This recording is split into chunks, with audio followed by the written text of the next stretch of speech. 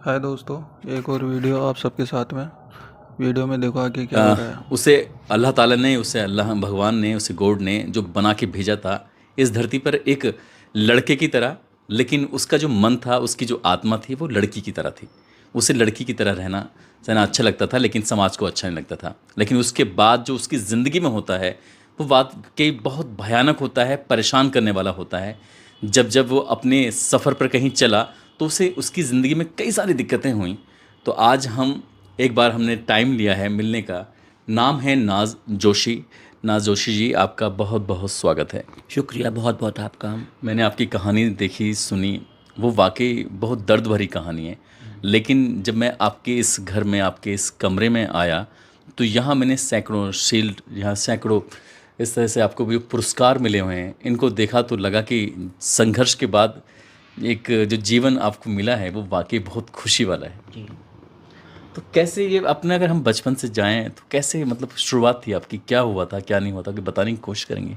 जी बिल्कुल। एक तो मैं दर्शकों की बात बोलना चाहती हूँ कि हम में से बहुत सारे लोग जो हैं बहुत टैलेंटेड लोग हैं। और मैं अपने आप को समाज का हिस्सा मानती हूँ। मैं नहीं कहती हूँ कि मैं एक कम्युनिटी से बिलोंग करती हूँ। मैं सोचती हूँ जैसे कि आप हैं, जैसे एक महिला हैं, वैसी मैं हूँ।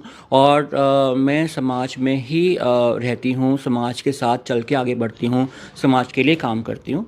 तो मैं आपको लेके जाती हूँ अपने बचपन में। देखिए, पैदा तो मैं एक लड़के के शरीर में हुई थी।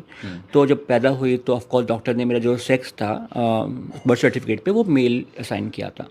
पर जैसे जैसे मैं थोड़ी बड़ी होती गई तो मेरे अंदर में एक कहते हैं ना, एक लड़का का आपको सेक्स तो दिया हुआ है, लेकिन आप अपने आप को लड़की लड़का मानते ही नहीं हो। मैं अपने आप को लड़का मानती ही नहीं थी। मुझे लगता था मैं लड़की हूँ।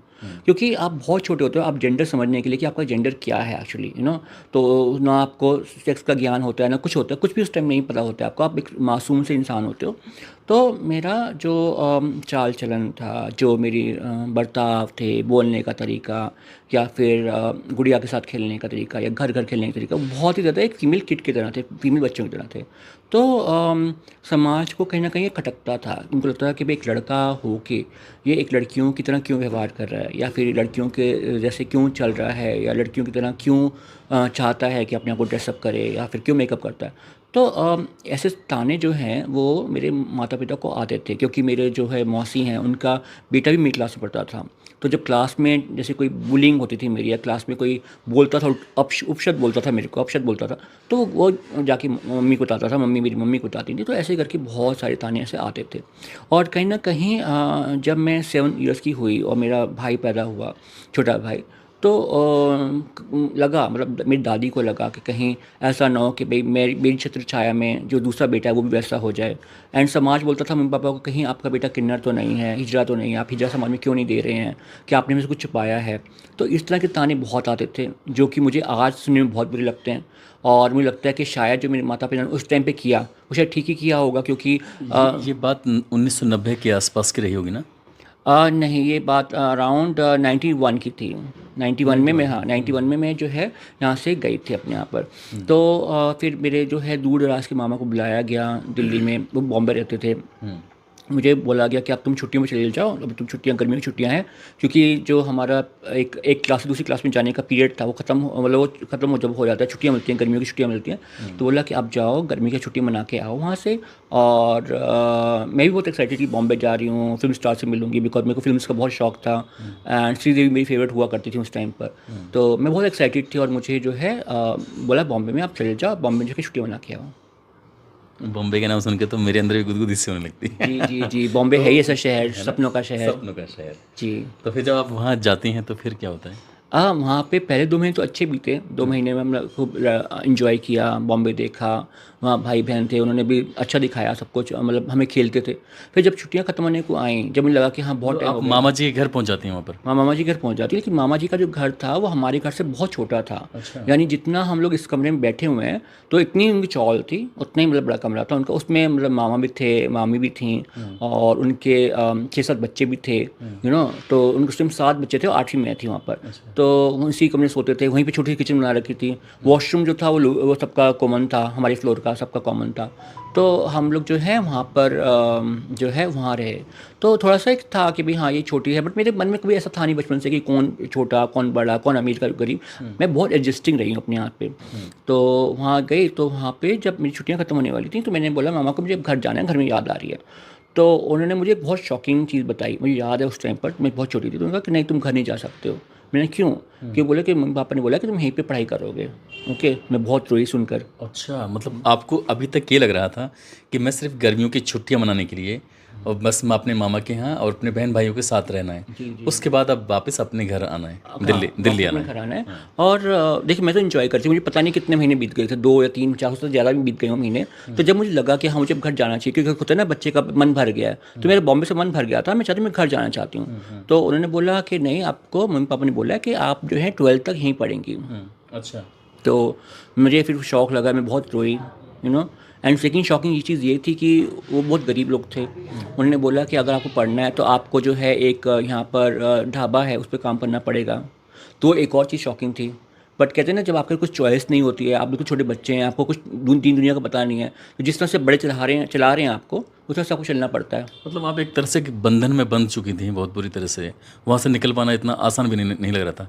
आपका एक बड़ा घर था और वहाँ एक छोटी सी चाल, उसमें भी 7-8 बंदे पहले से, मतलब बहन भाई, और वहाँ फिर आपको ऐसे एक बंधन ही हो गया ना एक तरह जी से। जी जी, बंधन भी हो गया। और कुछ आप ये कह भी सकते हैं कि एक तरह से आप जब बच्चे होते हैं ना, आप कठपुतली होते हैं, एक अपने से बड़ों की, माँ बाप की हो गई या फिर अभिभावक के हो गए या आपके जितने भी गार्जियंस हैं, आप उनकी कठपुतली होते हैं। जैसे आपको चलाएंगे आपको वैसे ही चलते हैं आप। आपका खुद का दिमाग तो इतना होता नहीं है, डेवलप नहीं होता, विकसित नहीं होता।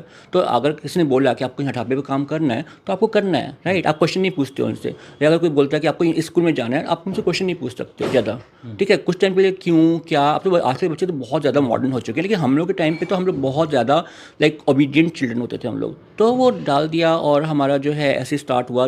सुबह ढाबा हुआ, दोपहर को स्कूल हुआ, शाम को वापस घर आ गए। तो ये हमारा रूटीन चलता रहा। ओहो। जी। फिर आगे? फिर आगे जब मैं अराउंड 4th या 5th में आई, है ना, जब मैं अराउंड 11 ईयर्स की हुई, तो एक दिन मैं स्कूल से घर आई।